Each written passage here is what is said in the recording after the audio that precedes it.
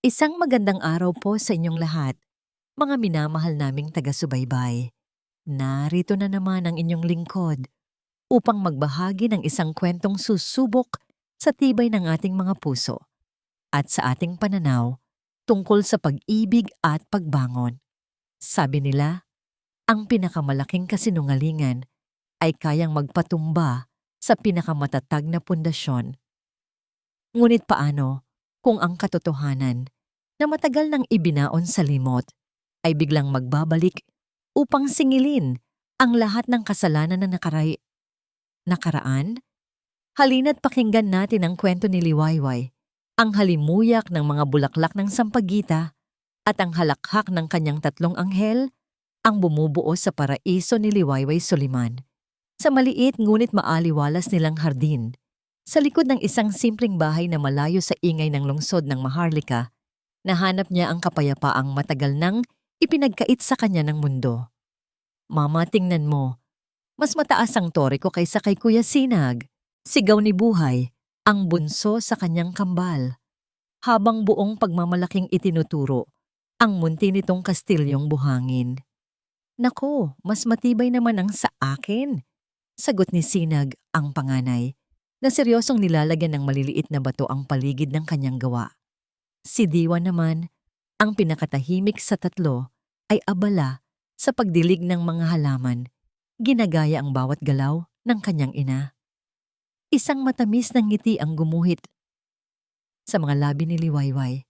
Ang tatlong ito, ang kanyang Sinag, Diwa at Buhay. Sila ang kanyang liwanag, ang kanyang kaluluwa at ang kanyang buhay.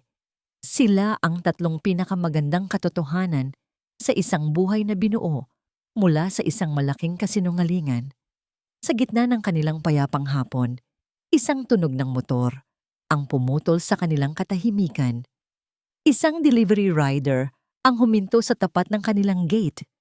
May hawak na isang kahon na hindi pangkaraniwan. Hindi ito ang karaniwang brown na kahon ng online shopping. Ito ay isang itim na velvet box, nakatali ng isang eleganteng silver na ribbon. Para po kay Ma'am Liwayway Soliman, sabi ng rider. Nag-aalangang lumapit si Liwayway. Walang nagpapadala sa kanya ng ganito. Ang buhay niya ay simple. Ang mga kaibigan niya ay iilan na lamang.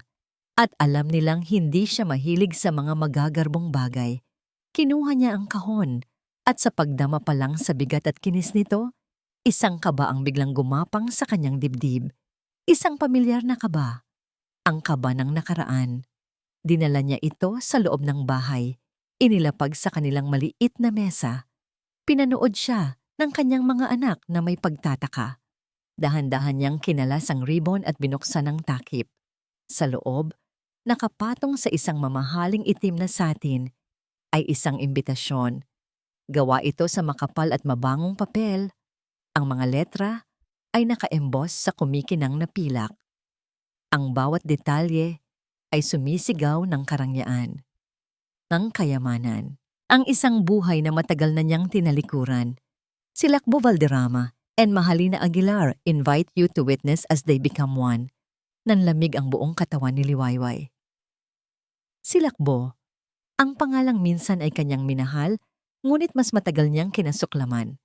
Ang lalaking sumira sa kanya at sa isang iglap, tila bumalik ang lahat ng sakit. Sa ilalim ng imbitasyon, may isang maliit na card. Isang personal na sulat kamay. Ang sulat na kahit sa dilim ay makikilala niya. Liwayway, umaasa akong makakarating ka. Para naman makita mo kung ano ang tunay na kaligayahan. Isang pamilyang buo at perpekto. Si Lakbo binitawan niya ang card na para siyang napaso. Ang hangin sa kanyang baga ay biglang naubos. Ang mga pader ng kanyang simpleng tahanan ay tila umurong at bigla siyang ibinalik ng kanyang isipan sa isang malamig na gabi. Sa loob ng isang mansyon na walang init, 5 taon na ang nakalilipas. Hawak niya noon ang isang sobre, nanginginig ang mga kamay. Resulta iyon ng huling pagsubok na pinagawa sa kanya ni Silakbo, ang ika-10 doktor sa loob ng 2 taon. Ano? Tanong ni Silakbo. Ang boses ay yelo sa lamig. Hindi man lang ito tumitingin sa kanya, abala sa paglilinis ng isang mamahaling trophy na para bang mas mahalaga pa yon kaysa sa asawang nasa harapan niya. Dahan-dahan niyang binuksan ang sobre. Ang mga mata niya'y mabilis na hinanap ang salitang positibo, ang salitang magliligtas sa kanilang pagsasama, ang salitang magpapatunay na hindi siya depektibo. Ngunit wala. Ang nakasulat ay isang mahabang paliwanag na medikal. Mga terminong hindi niya maintindihan na nagtatapos sa isang konklusyong tila martilyong pumukpok sa kanyang puso. Unexplained infertility. Bago pa man niya lubusang maunawaan, hinablot ni Silakbo ang papel mula sa kanyang mga kamay. Isang mabilis na sulyap lang ang ginawa nito, pagkatapos ay ginusot ang papel at ibinato sa mukha niya. Wala. Sigaw nito, ang boses ay umalingaw-ngaw sa malawak at walang lamang sala. Wala pa rin. Ano ba ang silbi mo, Liwayway? Binibigyan kita ng lahat. Kayamanan, pangalan, magandang buhay. Ang hinihiling ko lang ay isang anak, isang tagapagmana. Pero kahit yon, hindi mo maibigay. Silakbo, hindi ko alam. Sabi ng doktor. Umiiyak niyang sabi. Huwag mong isisi sa doktor ang problema mo. Putol nito sa kanya. Ang problema ay ikaw. Baka isa kang sumpa. Isang magandang palamuti na baog naman pala. Isa kang kalahating babae. Ang bawat salita ay isang punyal na bumaon sa kanyang kaluluwa. Napaluhod siya sa malamig na marmol na sahig. Humahagulgol habang si Silakbo ay tumalikod na. Walang pakialam. Tapos na tayo, sabi nito nang hindi lumilingon. Ayoko nang makita ang pagmumukha mo sa pamamahay na ito. Kumuha ka ng kahit anong gusto mo at umalis ka na. Sisirain mo lang ang pangalan ko. Iyon ang huling gabi na nakita niya ito. Ang huling alaala. Siya, na nakaluhod at wasak. At ito, napapalayo, matikas at walang awa. Mama, Mama, ayos ka lang? Isang maliit na kamay ang humaplos sa kanyang pisngi at isang pares ng mga matang puno ng pag-aalala ang sumalubong sa kanya. Si Diwa, ang kanyang sensitibong anak. Biglang bumalik si Liwayway sa kasalukuyan. Ang malamig na mansyon ay nawala, napalitan ng init ng kanyang tahanan.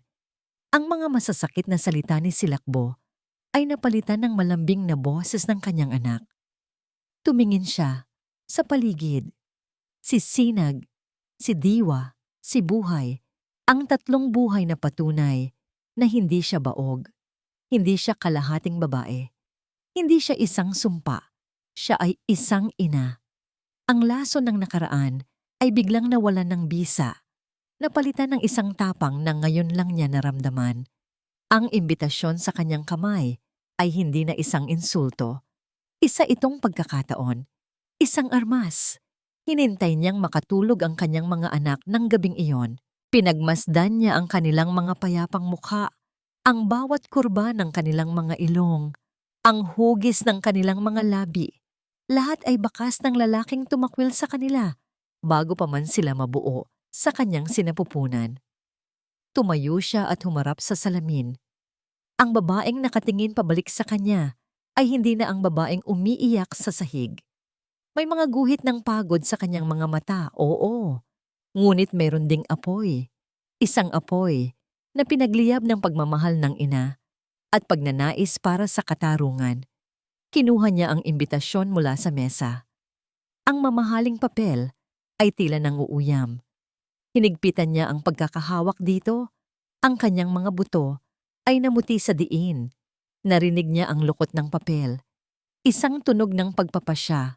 Hindi. Hindi na siya magtatago. Hindi na siya papayag na tapak-tapakan ang kanyang pagkatao.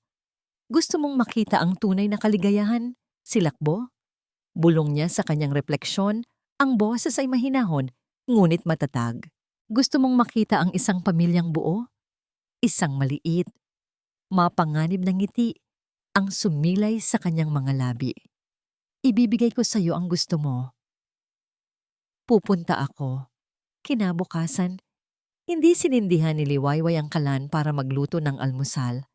Sa halip, binuksan niya ang kanyang lumang aparador, ang pinakasulok na bahagi nito, kung saan nakatago ang mga damit mula sa kanyang dating buhay.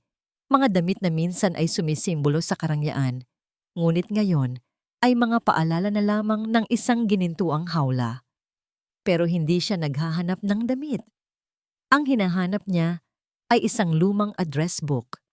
Sa loob nito, sa ilalim ng letrang D, naroon ang isang pangalan at numero na matagal na niyang hindi tinatawagan, Diwa Santos. Ang kanyang matalik na kaibigan, ang kanyang kakampi, ang nag-iisang tao na nanatili sa tabi niya noong mga panahong gusto na niyang sumuko. Hindi Diwa ang pangalan niya. Nagkataon lang nakapangalan ito ng isa sa kanyang mga anak. Ang kaibigan niya ay si Clara Mendoza. Nagdalawang isip siya. Nahihiya siyang muling guluhin ang tahimik na buhay ni Clara. Pagkatapos niyang umalis sa mansyon ni Silakbo, si Clara ang sumalo sa kanya. Pinatira siya sa maliit nitong apartment hanggang sa makabangon siya muli. Utang niya ang kanyang bagong buhay dito. Ngunit ang digmaang kanyang papasukin ay hindi niya kayang harapin ng mag-isa. Kailangan niya ng isang general sa kanyang tabi. Huminga siya ng malalim at pinindot ang numero. "Hello?" Sagot ng isang pamilyar na boses sa kabilang linya. "Clara." Panimula ni Liwayway, ang boses ay bahagyang nanginginig. Si Liwayway ito. Isang sandali ng katahimikan. Pagkatapos ay isang malakas na sigaw. "Liway, Diyos ko, anong nangyari sa'yo? Ayos ka lang ba? Ang mga bata, kumusta sila?" Ang mainit at nag-aalalang boses ni Clara ay sapat na para gumaan ang pakiramdam ni Liwayway. Ikinuwento niya ang lahat. Ang pagdating ng imbitasyon, ang masakit na sulat kamay ni Silakbo, at ang desisyon na kanyang binuo sa loob ng isang gabi. "Pupunta ka?" tanong ni Clara. Ang tono ay hindi makapaniwala. "Liway, sigurado ka ba dyan? Alam mo kung gaano kasama ang ugali ng demonyong yon. Gagamitin niya ang pagkakataong to para lalo kang ipahiya." "Alam ko," mahinahong sagot ni Liwayway. "Pero iba na ngayon, Clara. Dati, mag-isa lang akong lumalaban. Ngayon, may 3 dahilan ako para ipakita sa kanya kung gaano siya nagkamali." Narinig ni Liwayway ang malalim na paghinga ni Clara sa kabilang linya. "Anong kailangan mo sa akin?" Iyon lang ang kailangan ni Liwayway. Ang tanong na yon na puno ng suporta. "Kailangan ko ng tulong mo. Kailangan kong maghanda." Kinahapunan, dumating si Clara sa bahay ni Liwayway. Dala-dala ang 2 malaking maleta na puno ng mga damit at sapatos. Hindi siya nag-iisa. Kasama niya ang isang baklang stylist na kaibigan nito, si Ramil, na may dalang sarili nitong maleta ng makeup. "Okay girl," sabi ni Ramil, habang iniikutan si Liwayway na para bang isang obra maestra na kailangang ayusin. "Ang mission natin, Operation Revenge of the Fallen Angel. Kailangan nating gawing Diyosa ang isang to para pagsisihan ng ex niya ang araw na isinilang siya." Sa sumunod na 2 oras, ang sala ni Liwayway ay naging isang makeshift fashion studio. Isinukat niya ang iba't ibang damit, mga magagarbong gown na kumikinang, mga eleganteng cocktail dress. Magaganda silang lahat, ngunit para kay Liwayway, ang mga ito ay uniporme lamang ng pagpapanggap.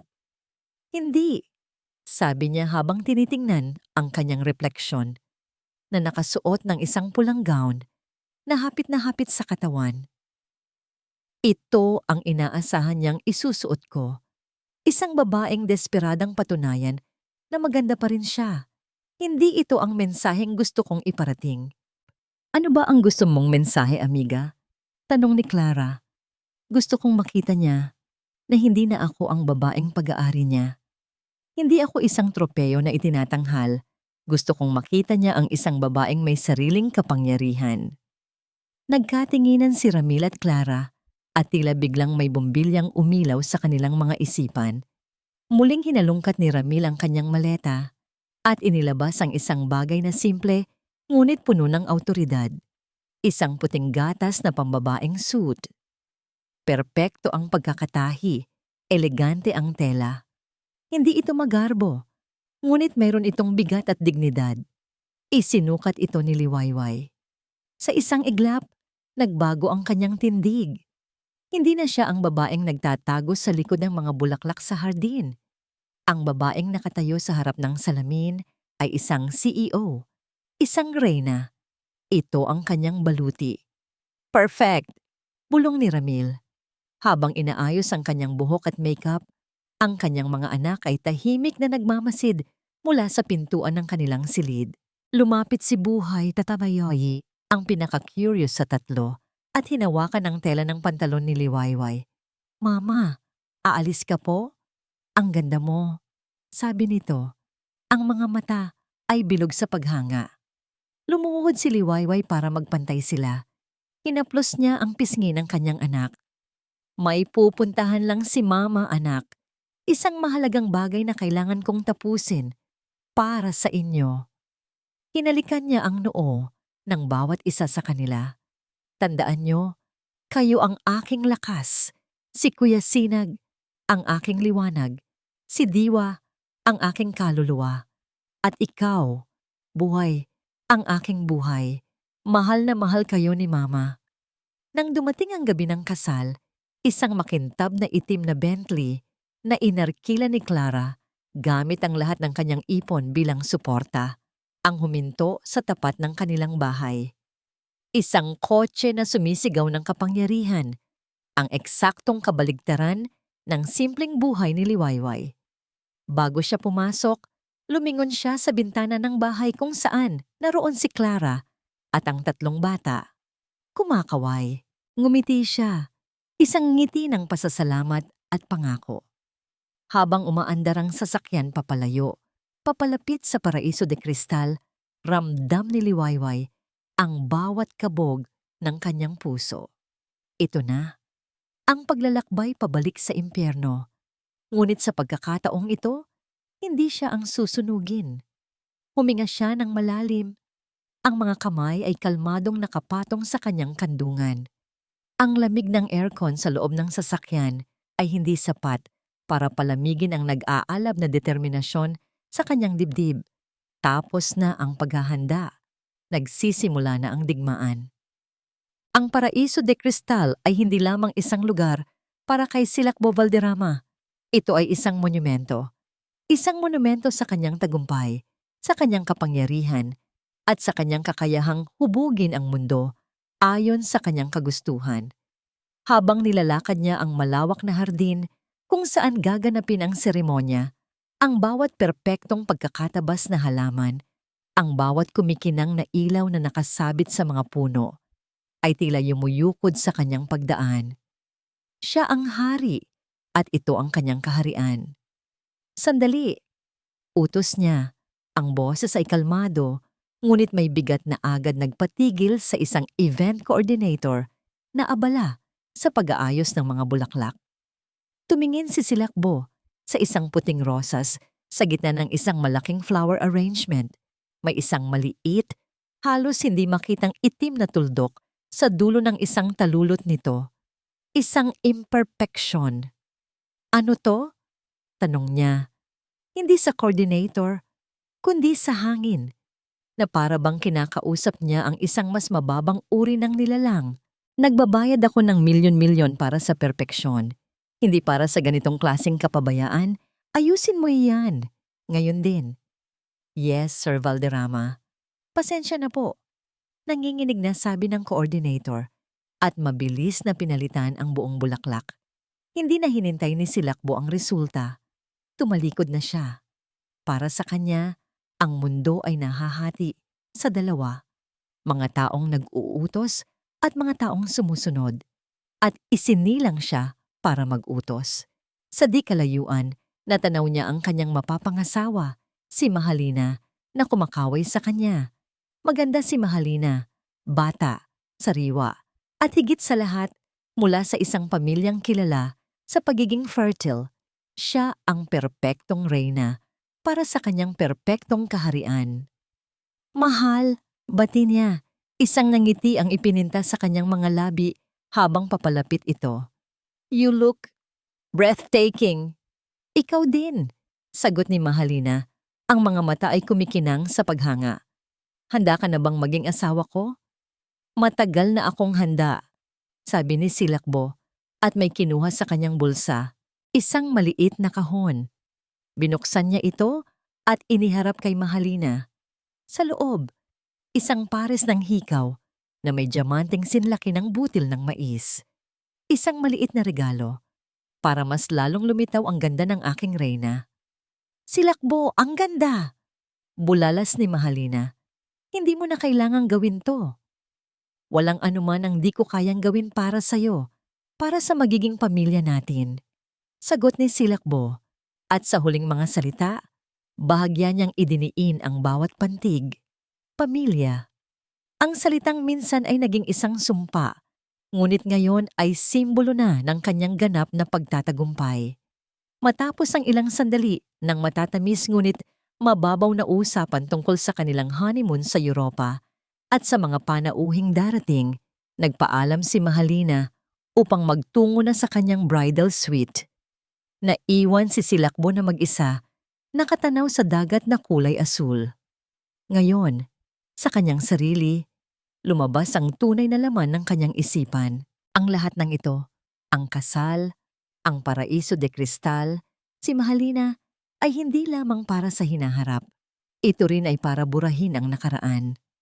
At ang pinakamalaking bahid ng nakaraang iyon ay si Liwayway. Para kay Silakbo, si Liwayway ay isang kabanata ng kahihiyan, isang mantsa sa kanyang perpektong pangalan. Ang babaeng nagbigay sa kanya ng 5 taon ng kabiguan, ng buwan-buwang pag-asa na nauuwi sa wala. At kahit na alam niya sa kaibuturan ng kanyang kaluluwa na siya ang may problema, mas madaling isisi ang lahat sa iba. Mas madaling lumikha ng isang kasinungalingan at paniwalaan ito hanggang sa maging katotohanan sa mata ng lahat. Ang pag-imbita dito ngayon ay hindi isang gawa ng kabutihang loob. Ito ay isang kalkuladong galaw. Ang huling pag-ikot ng punyal. Gusto niyang makita ni Liwayway ang lahat ng wala ito. Gusto niyang makita ang mukha nito habang pinapanood siyang ikinakasal sa isang babaeng mas bata, mas maganda, at sa mata ng lipunan, mas buo. Gusto niyang ipamukha dito na ang buhay ay nagpatuloy para sa kanya, umangat pa nga, habang ito ay naiwan sa putik ng kanilang bigong nakaraan. Ito ang kanyang huling akto ng paghihiganti. Ang pagsasara sa isang librong matagal na dapat sinunog. Kinuha niya ang kanyang telepono at tinawagan ang hepe ng kanyang security team. Rico, sabi niya, ang boses ay walang bakas ng pagiging masaya ng isang groom. May isang panauhin na darating. Pangalan niya ay Liwayway Soliman. Siguraduhin mong hindi siya dadaan sa main entrance. Saan po namin siya papadaanin, sir? Tanong ng nasa kabilang linya. Isang nangisi ang gumuhit sa mga labi ni Silakbo. Sa service gate, sa daanan ng mga caterer at mga basurero, at ihatid niyo siya sa table 42. Yung nasa pinakasulok, sa tabi ng kusina. Masusunod po, sir. Ibinaba ni Silakbo ang tawag. Naramdaman niya ang isang alon ng kasiyahan, isang madilim at nakakalasing na pakiramdam ng kapangyarihan. Na-imagine na niya ang eksena.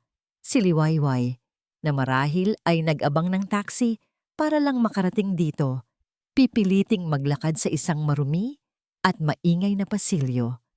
At pagkatapos ay uupo sa isang mesang halos hindi na makita mula sa entablado. Iyon ang nararapat sa kanya. Iyon ang lugar ng mga bagay na itinapon na. Tumingin siya sa kanyang mamahaling relo. Malapit na. Malapit nang magsimula ang palabas. Humakbang siya patungo sa isang malaking salamin na nakasabit sa isang pader na gawa sa bato. Tinitigan niya ang kanyang refleksyon. Isang lalaking matipuno sa kanyang puting-puting suit. Ang buhok ay perpektong nakaayos. Ang mukha ay walang bahid ng pag-aalinlangan. Siya si Silakbo Valderrama, isang pangalan na kasing kahulugan ng tagumpay, isang hari sa kanyang sariling gawang palasyo. Inayos niya ang kanyang kurbata, hinaplos ang makinis na tela.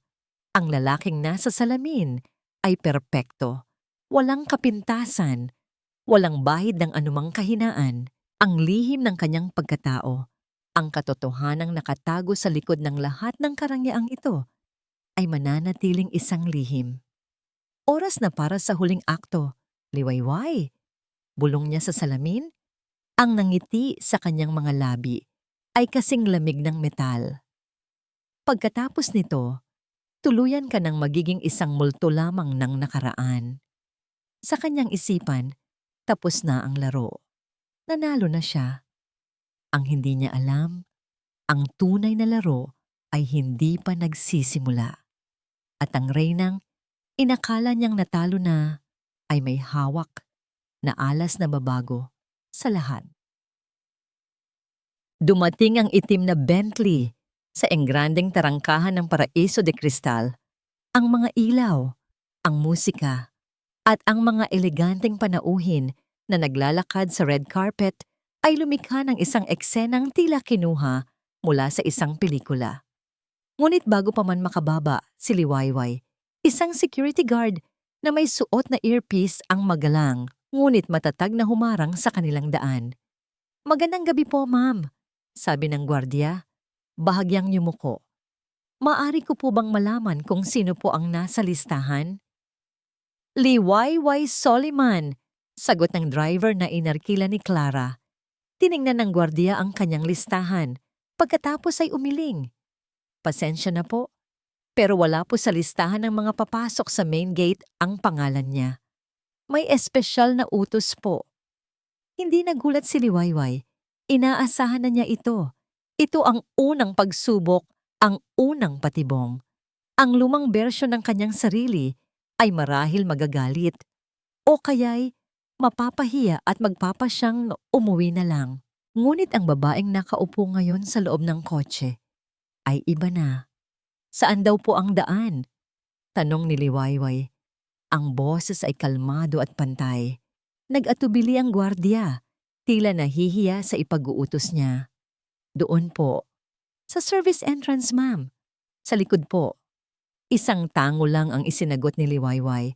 Walang bakas ng galit o pagkainis sa kanyang mukha. "Sige, doon tayo." Umatras ang Bentley at umikot patungo sa likurang bahagi ng resort, isang lugar na salungat sa karangyaan sa harapan. Madilim, maingay. Ang hangin ay mabigat sa amoy ng nilulutong pagkain, mantika at bawang. Ito ang daan ng mga empleyado, ng mga tagapagsilbi. Ang daan na inihanda ni Silakbo para sa kanya. Pagbaba niya ng sasakyan, ang kanyang mamahaling puting sapatos ay halos dumikit sa medyo madulas na sahig. Isang staff ang sumalubong sa kanya, hindi makatingin ng diretso sa kanyang mga mata. "Dito po, ma'am." At doon nagsimula ang kanyang mahabang paglalakad sa pasilyo ng kahihiyan. Ang pasilyo ay masikip at mainit. Ang ingay ng mga pinupukpok na kawali, nag-uumpog ang mga plato, at sigawan ng mga chef ay nakabibingi. Bawat empleyadong madaanan niya, mula sa mga dishwasher na pawisan hanggang sa mga waiter na nagmamadali, ay napapahinto. Tinitingnan siya mula ulo hanggang paa. Isang anghel na napadpad sa impyerno ng kusina. Nakikita niya sa kanilang mga mata ang pagtataka, ang awa. Ngunit si Liwayway ay hindi yumuko. Itinaas niya ang kanyang noo. Inayos niya ang kanyang likod. Ang kanyang puting suit na sumisimbolo sa kanyang kalinisan at bagong simula ay tila isang baluti na nagpoprotekta sa kanya mula sa dumi ng lugar. Bawat hakbang niya ay may dignidad na para bang naglalakad siya sa isang entablado at hindi sa madulas na sahig ng isang kusina. Pagdating sa dulo ng pasilyo, isang pinto ang nagbukas at biglang bumungad sa kanya ang nakasisilaw na liwanag at marahang musika ng reception hall. Ngunit ang naghatid sa kanya ay hindi siya dinala sa gitna ng kasiyahan. Iginaya siya nito sa pinakalikurang bahagi ng bulwagan, sa isang lugar na halos madilim. Doon, sa likod ng isang malaking haligi at katabi mismo ng maingay na pinto ng kusina, ay may isang maliit na bilog na mesa na may iisang upuan. Ang kanyang trono ng kahihiyan. Dito po ang mesa ninyo, ma'am. Halos pabulong na sabi ng staff bago mabilis na umalis, na para bang ayaw madamay sa kung anumang kibrutalan ang nagaganap. Naupo si Liwayway. Mula sa kanyang kinatatayuan, tanaw niya ang lahat. Ang mga naglalakihang chandelier na gawa sa kristal, ang mga panauhing nagtatawanan, suot ang kanilang mga pinakamamahaling damit at alahas. At sa gitna ng lahat, sa presidential table, nakaupo ang hari. Naroon si Silakbo, nagliliwanag sa kanyang kasuotan, nakikipagtawanan sa kanyang mga kaibigan at sa pamilya ni Mahalina. Ang perpektong imahe ng isang lalaking nasa tuktok ng mundo. Hindi nagtagal, napansin siya ng mga taong nakaupo sa mga kalapit na mesa. Ang mga bulungan ay nagsimula, parang mga bubuyog na dahan-dahang lumalapit. Hindi ba yan yung dating asawa ni Sil? Oo nga. Anong ginagawa niya rito? At bakit dyan siya nakaupo? Kawawa naman. Halatang hindi pa nakaka-move on. Narinig ni Liwayway ang lahat, ngunit hindi niya ipinahalata. Kalmado niyang kinuha ang isang baso ng tubig. Hinawakan ito. Nang may paninindigan, hindi siya iiyak. Hindi siya tatakbo. Tinanggap niya ang kanilang mga tingin, ang kanilang mga mapanghusgang salita. Hahayaan niyang manood sila. Pagkatapos, itinuon niya ang kanyang mga mata sa entablado. Hinanap ng kanyang paningin ang lalaking naglagay sa kanya sa posisyong ito. Tila naramdaman ni Silakbo ang bigat ng kanyang titig. Sa gitna ng isang pagtawa, bigla itong natigilan. Dahan-dahan itong lumingon at ang mga mata nila, sa unang pagkakataon, sa loob ng 5 taon, ay muling nagtagpo sa gitna ng karamihan. Ang ngiti sa mga labi ni Silakbo ay dahan-dahang naglaho, napalitan ng isang mapanuyang ngiti. O ninang ngiti, isang nangiting tagumpay. Itinaas nito ng bahagya ang kanyang kopita, isang tahimik na pang-iinsulto na nagsasabing, "Tingnan mo ako ngayon, at tingnan mo ang sarili mo. Nanalo ako." Ngunit sa halip na umiwas ng tingin, sa halip na magpakita ng sakit, ginawa ni Liwayway ang isang bagay na hindi nito inaasahan. Ngumiti siya pabalik. Isang maliit, misteryoso, at puno ng kahulugang ngiti. Isang ngiti na nagsasabing, "Simulan na natin ang laro." Ang ngiti ni Liwayway, isang simpleng kurba lang ng mga labi, ngunit sapat na para biglang maging maalat ang matamis na tagumpay na nararamdaman ni Silakbo. May kung anong kakaiba sa ngiting iyon. Hindi ito ngiti ng pagkabigo o ng paninisi. Ngiti ito ng isang taong may alam. Ngunit imposible. Wala itong alam. Mabilis na ibinaling ni Silakbo ang kanyang paningin. Pinilit baliwalain ang dating asawa. Hindi ito dapat makaapekto sa kanya. Ngayon ang kanyang araw. Ngayon ang kanyang gabing perpekto. Nagsimula ang seremonya. Ang musika ay marahan. Ang mga ilaw ay sadyang inayos upang lumikha ng isang romantikong aura. Lumakad si Mahalina sa aisle, nakasuot ng isang pangarap na gown. Ang mga mata ay puno ng paghanga at pagmamahal para sa kanya. Ang mga bisita ay nagpalakpakan, ang mga flash ng kamera ay kumikinang. Paraiso. Ito ang paraiso na kanyang nilikha. Nang makarating si Mahalina sa tabi niya, kinuha niya ang kamay nito at ngumiti ng matamis. Isang perpektong larawan ng pagmamahalan na sinadya upang mapanood ng lahat, lalo na ng babaeng nakaupo sa sulok. Pagkatapos ng seremonya at ng ilang pagbati, mula sa mga piling panauhin, tumayo si Silakbo at naglakad patungo sa mikropono sa entablado. Ang mga spotlight ay direktang nakatutok sa kanya. Ang lahat ng mata ay nakatuon sa kanya. Magandang gabi po sa inyong lahat. Panimula niya. Ang kanyang boses ay malakas at malinaw, puno ng kumpiyansa. Ako po at ang aking asawa, si Mahalina, ay lubos na nagpapasalamat sa inyong lahat sa pagdalo sa aming espesyal na araw. Ngumiti siya kay Mahalina na nakaupo sa tabi niya sa presidential table at humawak sa kamay nito. Mahalina, ikaw ang liwanag ng buhay ko. Ang tanging babae na nagpakita sa akin ng tunay na kahulugan ng kaligayahan. Sa'yo ko lang naramdaman na kumpleto ako. Narinig niya ang ilang mula sa mga bisita. Isang matagumpay na simula. Ngunit ang bawat salita, bagaman tila matamis, ay may nakatagong tinik.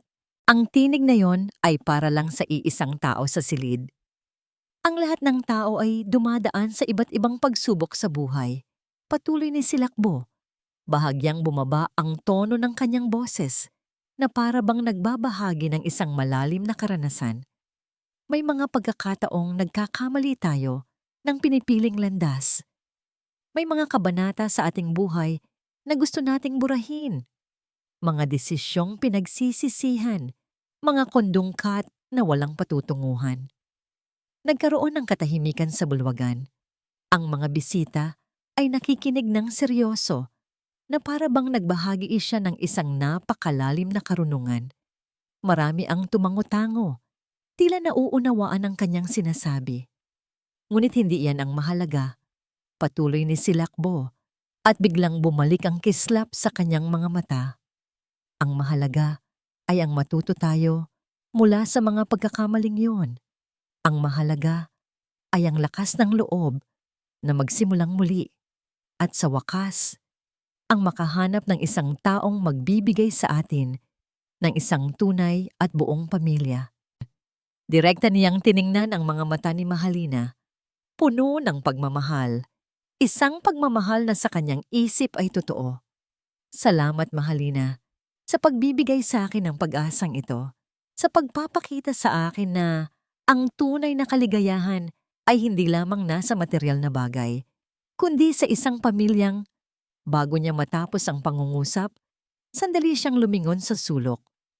Nahagip ng kanyang mata si Liwayway na nakaupo pa rin doon, kalmado at nakikinig. Isang panunuya ang namutawi sa kanyang mga labi habang binigyan niya ito ng isang napakaliit na ngiti. Sa isang pamilyang perpekto, idiniin niya ang huling salita na para bang isang panghuling patalim na tatapos sa lahat. Para sa ating hinaharap, para sa ating magiging mga anak. Ang bulwagan ay napuno ng malakas na palakpakan. Ang mga bisita ay tuwang-tuwa, tila na antig sa kanyang sinabi. Ang mga kaibigan at kasosyo sa negosyo ay nagsiangkat ng kanilang mga baso. Ang iba ay tumitingin kay Liwayway. Ang kanilang mga mata ay puno ng awa at pagkamuhi. Pakiramdam ni silakbo ngayon at sa wakas ay nagtagumpay na siya. Buong-buo na ang kanyang panalo. Inangat niya ang kanyang kopita, kasabay ng daan-daang iba pa. Para sa hinaharap, para sa isang pamilyang buo. Para sa hinaharap, sabay-sabay na tugon ng mga bisita. Nakangiti si Silakbo na para bang siya ang pinakamasayang tao sa mundo. Ngunit sa hindi kalayuan, sa isang mesa sa likod, sa gitna ng mga bisitang abala, sa pagdiriwang, isang matandang lalaki ang biglang natigilan, si Tito Alfonso, ang tiyuhin ni Silakbo. Ang kanyang mga kamay ay nanginginig, habang dahan-dahan niyang inilapag ang kanyang kopita sa mesa. Tinitigan niya si Liwayway na nakaupo sa sulok, pagkatapos ay binalingan ang kanyang pamangkin sa entablado. Ang nangiti ni Silakbo ay naging isang maskara ng kabalbalan. At sa loob ng dibdib ni Tito Alfonso, isang luma at matagal nang inilibing na konsensya ang biglang nagising. Si Alfonso Valderrama, o mas kilala bilang Tito Alfonso, ay isang lalaking tahimik at matimtiman. Ngunit sa ilalim ng kanyang payak na anyo, mayroon siyang isang matinding prinsipyo. Ang katotohanan ay laging mananaig. Ngunit may isang katotohanan na matagal na niyang kinalimutan. O mas tama, ay matagal na niyang itinago dahil sa pagmamahal sa kanyang pamangkin. Ngayon, habang pinapanood niya si Silakbo na nagbibigay ng kanyang mapagkunwaring talumpati, ang mga salitang isang pamilyang buo at perpekto ay tila mga martilyong bumabasag sa pader ng kanyang konsensya. Nilingon niya ang sulok. Naroon si Liwayway. Nag-iisa, tahimik, ngunit mayroong isang bagay sa kanyang tindig na hindi sumuko. Isang alaala ang biglang bumalik kay Tito Alfonso. Sariwa pa sa kanyang isipan na para bang kahapon lang nangyari. 5 taon na ang nakalilipas sa isang pribadong klinika. Nakaupo si Silakbo sa isang upuan. Ang mga kamay ay nakatakip sa kanyang mukha. Nanginginig ang kanyang buong katawan. Si Tito Alfonso lang ang kasama niya noon. "Hindi, Tito. Hindi ito totoo," bulong ni Silakbo. Ang boses ay halos hindi marinig. "Ako? Baog? Imposible!" Ibinigay ni Tito Alfonso ang papel na hawak niya. Ang medical report. Malinaw ang nakasulat. Pero, paano si Liwayway? Tanong ni Tito Alfonso. "Hindi niya deserve to. Alam mo na pangarap niya magkaroon ng sarili niyang pamilya." Biglang tumayo si Silakbo. Ang mga mata ay puno ng galit at takot. "Hindi. Walang dapat makaalam nito, Tito. Sisirain ako nito. Ang pangalan ko, ang negosyo ko. Lahat. Kailangan may ibang masisi." "Pero Silakbo, walang pero-pero, Tito. Kung mahal mo ako bilang pamangkin, kailangan mong itago ito." At si Liwayway, siya ang sisihin natin. Sino ang maniniwala sa kanya? Isang mahirap na babae na kinuha ko sa wala. Ako ang balderrama. Ako ang mayaman. At doon nagsimula ang lahat. Ang paggawa ng pekeng medical report na nagsasaad na si Liwayway ang may problema. Ang paninisi, ang pagtataboy, at ang pananahimik ni Tito Alfonso dahil sa takot na masira ang pamilya. Isang pananahimik na ngayon ay nagbibigay sa kanya ng matinding pasakit. Para sa isang pamilyang perpekto, ang huling salita ni Silakbo mula sa entablado ay umalingaw-ngaw sa tainga ni Tito Alfonso. Perpekto? Walang perpekto sa kasinungalingan. Tiningnan ni Tito Alfonso si Liwayway, ang babaeng inosente, ang babaeng pinahiya, ang babaeng pinaniwala na siya ang may depekto, samantalang ang tunay na may depekto ay ang lalaking nagpapanggap na hari. Isang desisyon ang nabuo sa isipan ni Tito Alfonso. Tama na. Tama na ang mga kasinungalingan. Hindi niya kayang hayaan na mangyari ito. Hindi niya kayang hayaan si Silakbo na magtagumpay sa ibabaw ng kapahamakan ng isang inosenteng tao, lalo pat nakikita niya ang sakit sa mata ni Liwayway. Dahan-dahan niyang kinuha ang kanyang telepono mula sa bulsa ng kanyang coat. May isang lumang email si Silakbo na ipinadala sa kanya. 5 taon na ang nakalilipas. Isang email kung saan humihingi ito ng tulong upang makahanap ng doktor na magko-confirm na fertile siya at may problema ang asawa niya.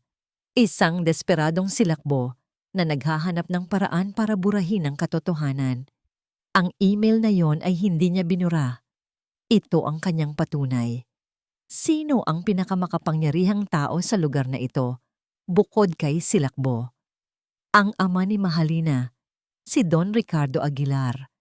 Isang respetadong negosyante, isang lalaking may integridad. Nanginig ang mga kamay ni Tito Alfonso habang hinahanap ang pangalan ni Don Ricardo sa kanyang contact list. Pinindot niya ang compose new message. Ang kanyang puso ay kumakabog ng malakas. Ito ay isang bagay na hindi na niya mababawi. Nag-type siya ng mabilis. Ang mga salita ay nagmumula sa kaibuturan ng kanyang konsensya. Don Ricardo, kinakailangan niyo pong malaman ang katotohanan tungkol sa inyong magiging manugang. Ang kasinungalingan niya ay masyadong malaki para itago. Siya ang may problema, hindi si Liwayway. Nasa attachment ang ebidensya. Pagkatapos, inilakip niya ang lumang email mula kay Silakbo. Sent. Huminga siya ng malalim at naramdaman niya ang isang bahagyang paggaan sa kanyang dibdib. Tapos na ang kanyang pananahimik. Sa presidential table, abala si Don Ricardo sa pakikipag-usap sa isang business partner. Biglang nag-vibrate ang kanyang telepono. Binuksan niya ito at nakita ang pangalan ni Alfonso, isang kaibigan at kasosyo rin sa negosyo. Nagtataka si Don Ricardo. Bakit sa ganitong oras? Dahan-dahan niyang binasa ang mensahe. Ang kanyang mga mata ay lumaki sa bawat salitang nakasulat. Pagkatapos ay binuksan niya ang attachment. Ang lumang email, ang kanyang mukha na kanina'y puno ng ngiti, ay biglang nanigas. Ang pamilyar na kislap ng katuwaan ay napalitan ng isang matalim na tingin. Tumingin si Don Ricardo kay Silakbo, na ngayon ay masiglang nakikipag-usap na sa kanyang mga kaibigan. Ang mukha ni Silakbo ay puno ng kasinungalingan. Ang pari ay naglakad, napatungo sa altar. Ang lahat ay nakahanda na para sa pinakamahalagang bahagi ng seremonya. Ang musika ay muling tumugtog, hudyat na magsisimula na ang lahat. Ngunit si Don Ricardo ay biglang tumayo. Isang matalim. Parang yelong tingin ang ipinukol niya kay Silakbo. Ang tinging iyon ay sapat na para biglang maramdaman ni Silakbo ang isang kaba, na para bang may mali. Isang maliit, halos hindi mahalata na crack sa kanyang perpektong kaharian. Ang seremonya ay nagsimula na. Ang pari ay nagsisimula nang magbasa ng mga banal na salita. Si Silakbo at Mahalina ay nakatayo sa harap ng altar. Hawak ang kamay ng isa't isa. Ang kanilang mga mukha ay nakatingin sa hinaharap. Ang lahat ay tila perpekto. Ngunit ang perfection ay isang manipis na salamin at sa isang iglap, ito ay maaaring mabasag. Habang nagbabasa ang pari, isang marahang ugong ang nagsimulang marinig mula sa labas ng bulwagan. Unti-unti itong lumalakas, isang tunog ng isang makapangyarihang makina na papalapit. Ang mga bisita ay nagsimulang magtinginan, nagtataka. Hindi ito bahagi ng schedule. Nagtinginan si Silakbo at Mahalina. Kumunot ang noo ni Silakbo. Ano yon? Bulong niya sa isang wedding organizer. Ipapacheck ko po, sir. Sagot ng organizer na halata ring nagtataka.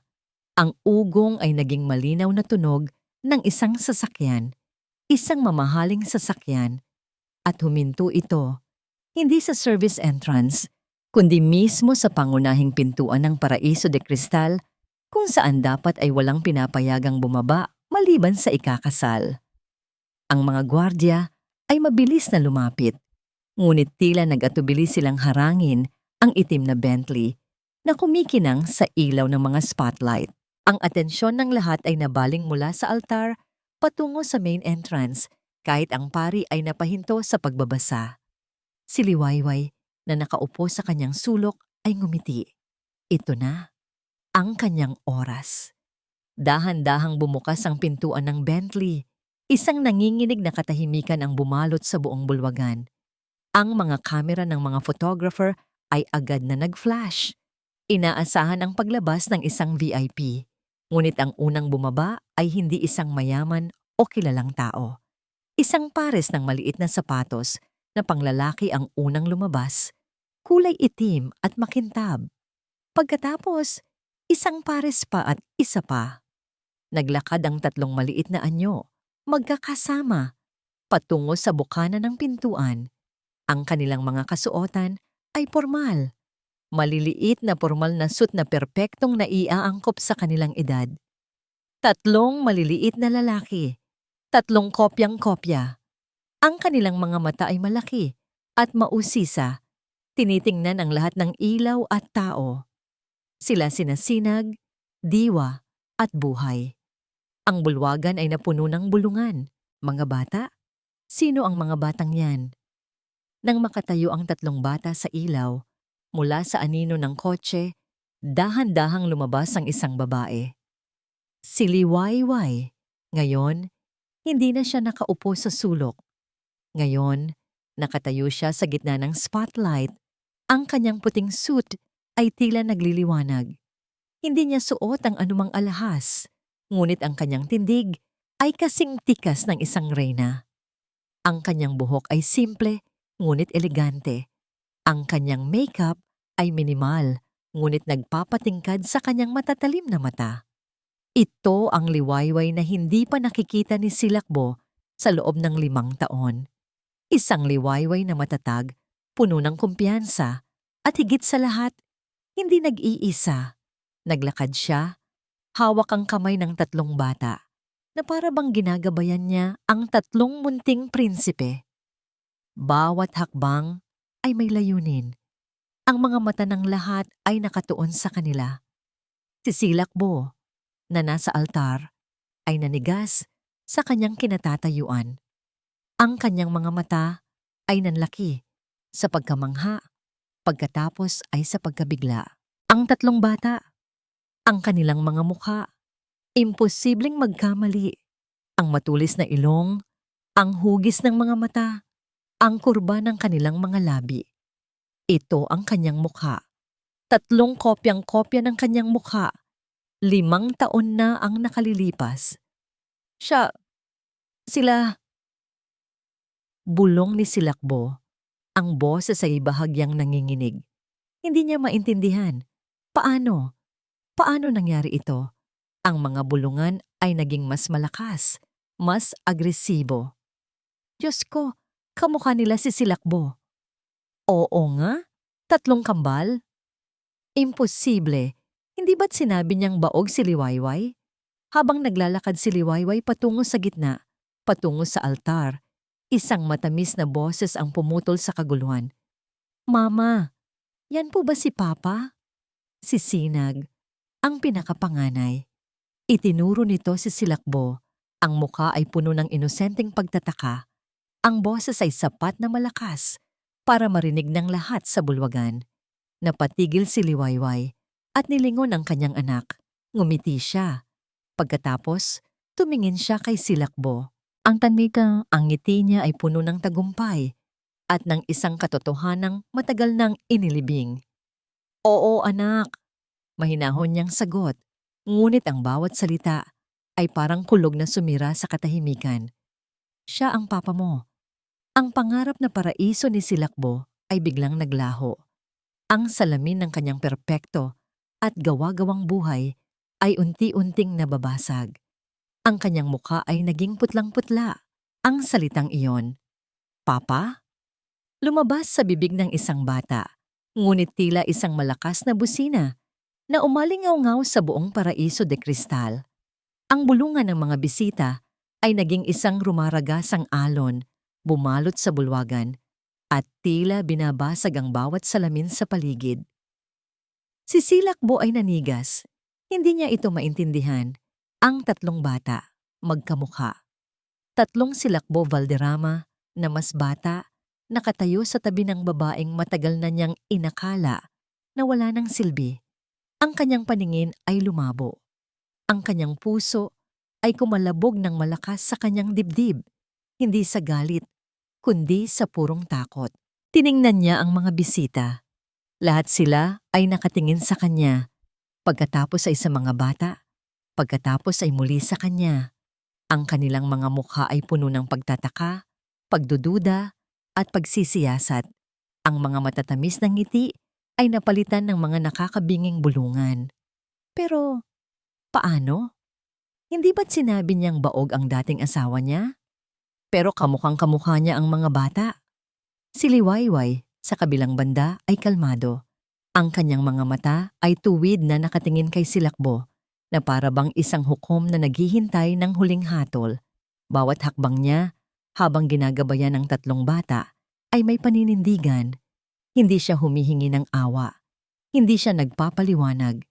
Siya ay nagpapakita lamang ng katotohanan. Si Sinag, ang panganay, ay muling tumingin kay Silakbo. Ang inosenteng mukha ay puno ng pagtataka. Papa, bakit po nakakunot ang noo mo? Ang tanong na yon ay tila huling patak ng tubig na nagpaapaw sa baso ni Silakbo. Ang takot sa kahihiyan, ang pagnanais na ipagtanggol ang kanyang gawa-gawang perpekto ay mas matindi kaysa sa lohika. Sino ang mga yan, Liwayway? Sigaw ni Silakbo. Ang kanyang boses ay nanginginig sa galit at desperasyon. Itinuro niya ang mga bata, ang kanyang mata ay naniningkit. Paano ka nagkaroon ng mga bata? Mga anak yan ng sino? Dinala mo rito ang mga anak mo sa ibang lalaki? Sa mismong kasal ko? Ang kanyang mga salita ay tumagos sa bulwagan at ang bulungan ay biglang napalitan ng katahimikan. Ang mga bisita ay nagulat sa kanyang pag-uugali, ngunit mas nagulat sa kanyang paratang. Diyos ko! Sinisigawan niya ang dating asawa niya sa harap ng mga bata. Bulong ng isang babae.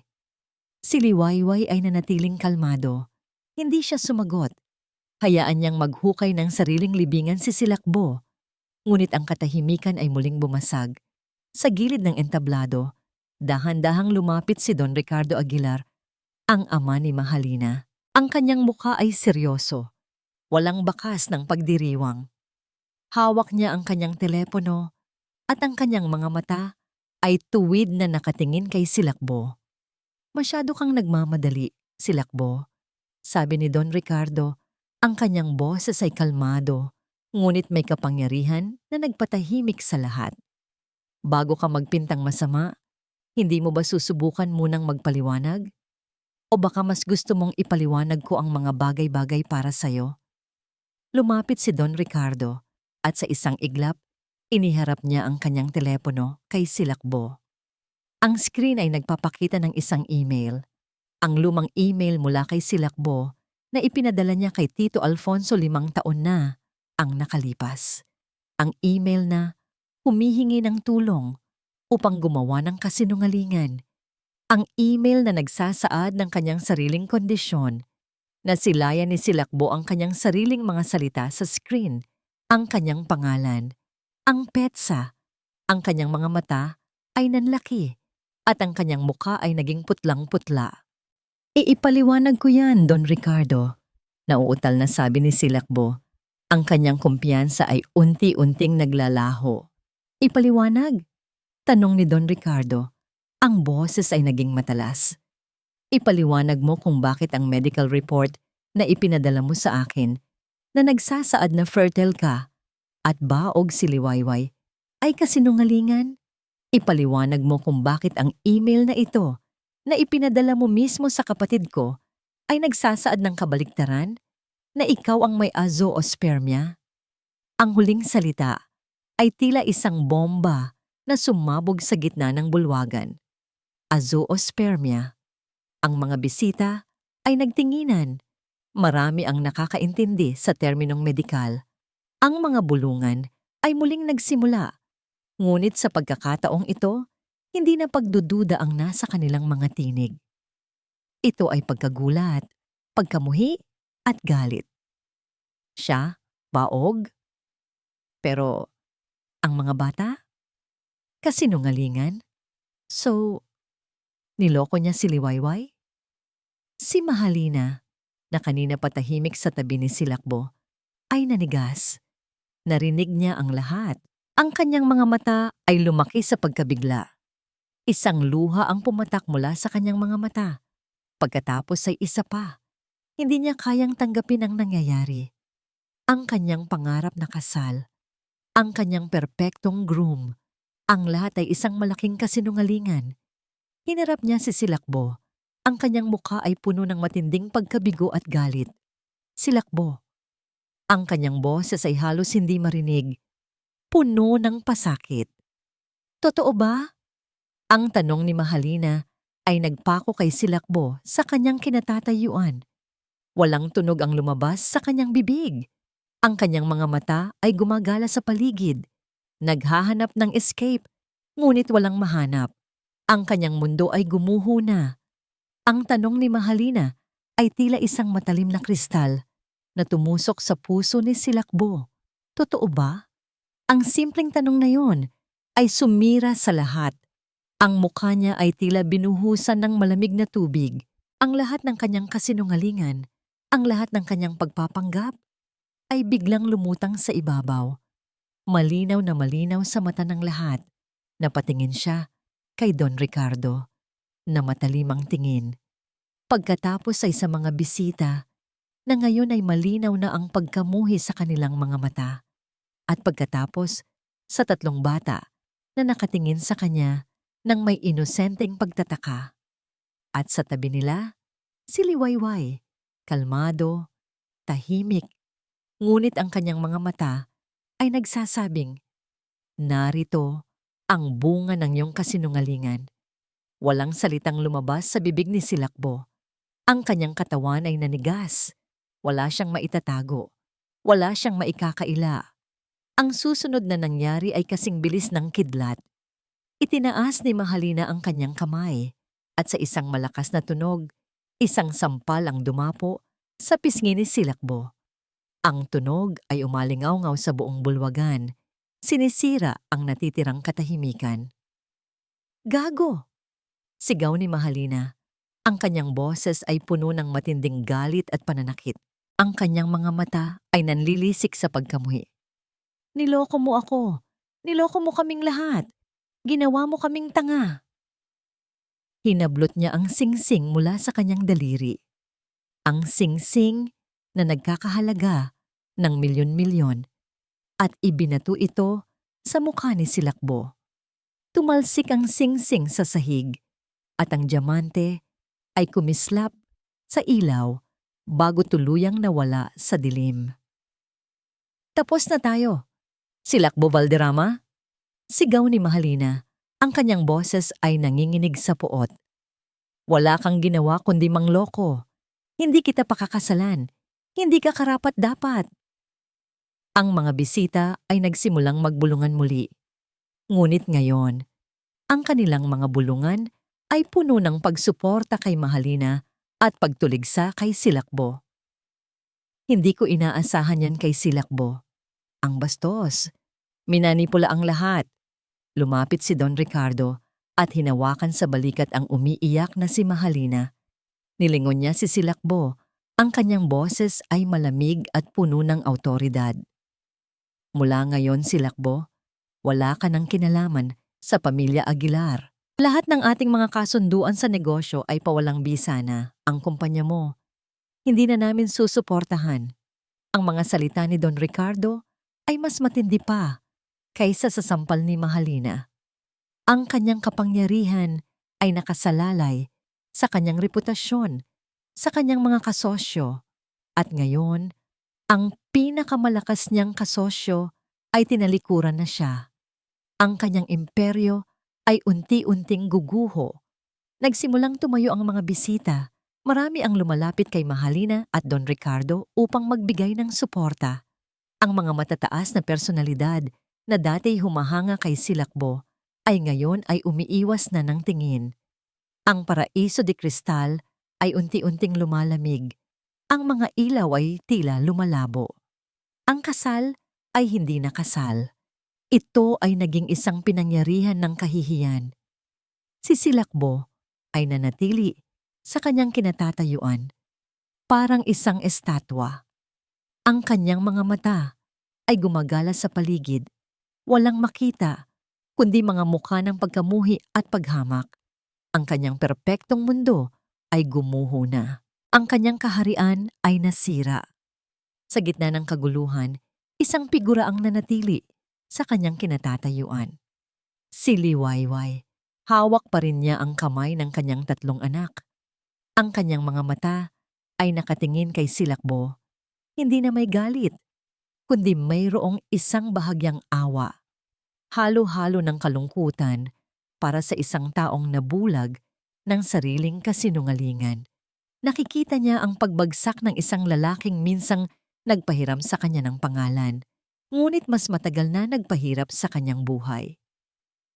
Mama, bakit po umiiyak si ate?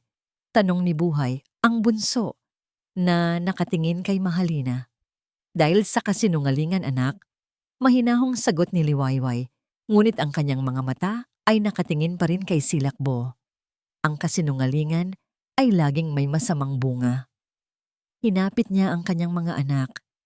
Ang init ng kanilang mga kamay ay nagbigay sa kanya ng lakas. Ang laban ay tapos na. Ang hustisya ay naibigay. Hindi na niya kailangan pang manatili doon. Dahan-dahan, sa gitna ng kaguluhan at pagbagsak ng isang imperyo, tumalikod si Liwayway. Bit-bit ang kanyang 3 anak at ang kanyang dignidad na muling nabawi, naglakad siya papalayo. Hindi na siya lumingon, hindi na niya kailangan.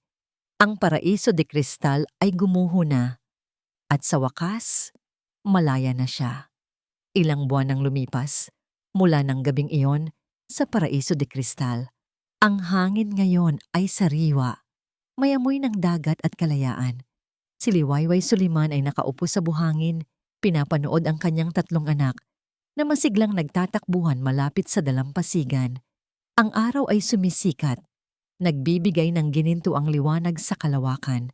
Ito ang isa sa mga paborito nilang lugar, isang tahimik na beach sa isang probinsya na malayo sa lungsod ng Maharlika. Walang matatayog na gusali, walang nagmamadaling mga tao, walang mga mata na nanghuhusga. Tanging ang tunog lamang ng alon, ang halakhak ng kanyang mga anak, at ang kapayapaang matagal na niyang pinangarap. Kinuha ni Liwayway ang kanyang telepono. Isang balita ang lumabas sa kanyang newsfeed. Valderrama Group, tuluyan nang nagsara. Silakbo Valderrama, nawawala sa paningin ng publiko. Marami ang mga komento, iba't ibang reaksyon, ngunit karamihan ay nagpapakita ng galit at pagkadismaya sa dating negosyante. Binasa niya ang balita. Ang dating imperyo ni Silakbo ay tuluyang gumuho. Ang mga utang, ang pagtalikod ng mga kasosyo, ang eskandalo sa kasal. Lahat ng yon ay nagdulot ng kanyang tuluyang pagbagsak. Hindi na siya nakita sa anumang social gathering o business event. Siya ay tuluyan ng naging isang multo sa mundo na minsan niyang pinagharian. Ngunit nang basahin ni Liwayway ang mga linyang iyon, wala siyang naramdamang paghihiganti, wala siyang naramdamang tagumpay, tanging isang malalim na paghinga ng kaluwagan. Hindi na siya bahagi ng mundo na yon, hindi na siya kailangang makipaglaban. Malaya na siya. Ipinatay niya ang telepono. Ang mundo ni Silakbo ay tapos na. Ang kanyang mundo ay nagsisimula pa lamang. Lumapit ang 3 bata, pawisan at puno ng buhangin, ngunit ang kanilang mga mata ay kumikinang sa kaligayahan. "Mama, tingnan mo ang kinalap naming shells!" Sigaw ni Diwa. Ipinapakita ang isang kamay na puno ng iba't ibang kulay ng kabibe. "Gumawa kami ng pinakamalaking sandcastle, Mama," sabi ni Sinag, buong pagmamalaki. Pero binasag ni Kuya Buhay. Reklamo ni Diwa.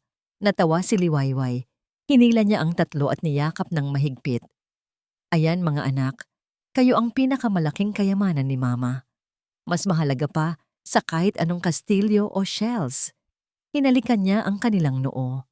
Ang kanilang mga mukha, na ngayon ay malaya sa anumang anino ng nakaraan, ay puno ng pagmamahal at pag-asa. "Alam niyo mga anak," sabi ni Liwayway, habang niyayakap ang 3, "ang buhay ay parang dagat na ito. May mga panahong malakas ang alon at mahirap sumagwan. Pero kung sama-sama tayo at kung malakas ang ating loob, makakaya nating tawirin ang anumang bagyo." Niyakap siya pabalik ng 3 bata. Ang kanilang maliliit na bisig ay mahigpit na nakapulupot sa kanyang leeg. "Mahal ka namin, Mama," sabay-sabay nilang sabi. Tumingin si Liwayway sa papalabas na araw. Ang kulay kahel at pula sa kalangitan ay nagbigay ng bagong pag-asa. Ang Liwayway ay hindi lamang ang kanyang pangalan. Ito rin ang simbolo ng kanyang pagbangon, ng kanyang kalayaan. Sa loob ng maraming taon, ipinaniwala siyang siya ay baog. Ipinaniwala siyang wala siyang silbi. Ngunit ang 3 ito, ang kanyang Sinag, Diwa at Buhay, ay patunay na mali ang lahat ng yon. Sila ang kanyang katotohanan. Sila ang kanyang paghihiganti. Hindi sa galit, kundi sa pagpapakita na ang tunay na halaga ng isang tao ay hindi nasusukat sa kung ano ang sinasabi ng iba, kundi sa kung ano ang nasa puso at kung gaano siya kamakapangyarihan upang bumangon mula sa abo. Ngayon, meron na siyang lahat ng kailangan niya. Isang tahimik na buhay, mga anak na nagmamahal sa kanya, at higit sa lahat, ang kapayapaan na nakuha niya sa paghaharap sa kanyang nakaraan at sa pag-amin sa kanyang sariling halaga. Ang araw ay tuluyan ng sumikat, nagbibigay ng napakagandang liwanag sa buong paligid. Isang bagong araw, isang bagong simula, isang tunay na liwayway. At dito nagtatapos ang kwento ni na Liwayway Soliman at Silakbo Valderrama. Sa lahat po ng aming minamahal na taga-subaybay, lubos po kaming nagpapasalamat sa inyong paglalaan ng oras at pagdamay sa paglalakbay na ito. Mula sa unang kabanata hanggang sa huling liwanag ng umaga, naging bahagi kayo ng bawat emosyon, bawat pagsubok at bawat tagumpay ni Liwayway. Ang pagsulat ng kwentong ito ay isang karanasang puno ng aral.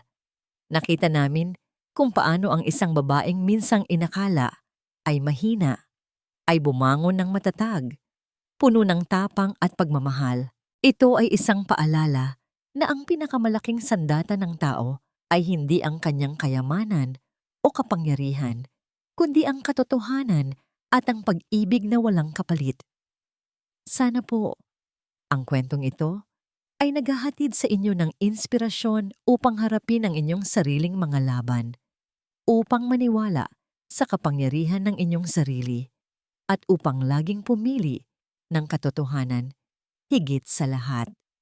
Ang kwento ni Liwayway ay kwento nating lahat, kwento ng pagbangon, pagpapatawad at paghahanap ng sariling liwanag.